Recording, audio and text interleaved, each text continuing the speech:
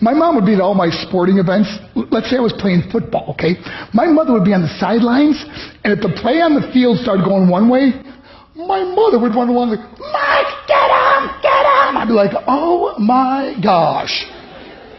I'd get in the huddle with the other guys. They go, Mark, is that your mother? I go, no, I never saw her before in my life. See, the greatest gift my mother ever gave me, she believed in me. I have overdosed on drugs on 3 occasions where I should have been dead. But I believe I was kept here for a reason. You show me your friends, I will show you your future. How do I know this? I hung out with losers, and I became the biggest loser of them all because I gave up everything I dreamt about as a little boy because of who I chose to surround myself with. My friends would drive me home at 2, 3, 4 in the morning. We'd be drunk and high, laughing in the car. We'd pull up in front of my house in New York. They go, Mark, the light's on. I go, oh man, my mother's up. See, my mom wouldn't go to bed until she knew her son was still alive. I'd walk in, she'd say, hi Mark, how was your night? I go, it was good, Mom, I'm just going to go to bed. She goes, can I talk to you for a minute? I go, Mom, I'm tired, I'm just going to go to bed. She goes, Mark, I haven't seen you all day and all night. Can I please talk to you? I said, man, just leave me alone. You bug me. I'd slam my bedroom door on the one person who believed in me. I was on a worldwide tour and we were wrestling overseas in Japan. After my wrestling match, I went upstairs in my hotel room and I fell asleep.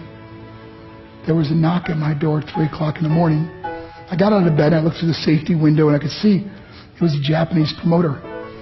So I opened the door and he said, Mark, you need to call home. There's been an emergency. I went and got on the hotel room phone. I called back to the United States and said, hey, what's going on? I said, Mark, I don't know how to tell you this. I said, just tell me what happened. I was going to start crying. They go, Mark, I can't tell you. I said, just say it. They said, Mark, your mother died. I just threw the phone down. I ran out of my hotel room. I took the elevator to the lobby, and when the doors opened up, I just ran out into the street. I mean, there was no cars, there was no people. It was 3 o'clock in the morning. And I walked down the middle of a street in Hiroshima, Japan, and I remember looking up and just saying, Mom, I am so sorry. I flew home for her funeral, and I was so nervous to walk up to her casket, so I just stood way in the back. And I kept looking from a distance. I kept thinking to myself, Mom, please wake up. Please get up. And then I finally got the nerve to walk up to her. And as I got closer, I could see my mom for the first time. I mean, she was so beautiful. She was dressed in white. I mean, she looked like an angel. And I just stood over her and I said, Mom, you are my hero. Everything I am, everything I hope to be was because of you. You loved me so much, you gave me a life. You're the only one that ever believed in me. How did I repay her? By getting drunk? By getting high? By getting stupid? By hanging out with losers? For what? All she ever wanted to do was talk to me. I wish I could talk to you now, Mom. I wish you could see what I'm doing.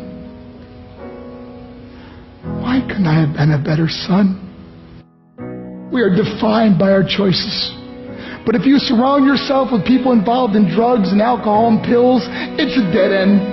I'm not here to preach to you. I'm here to tell you I lived that life. It leads to broken hearts, broken relationships, broken dreams, and death. For what? To get high? If you have a mother or a father, when you go home, tell them how much you love them. See, my whole life was about being rich and famous. I had to be a millionaire. I had to win the race. I had to win the race at the expense of my marriage, my family, my friends. For what?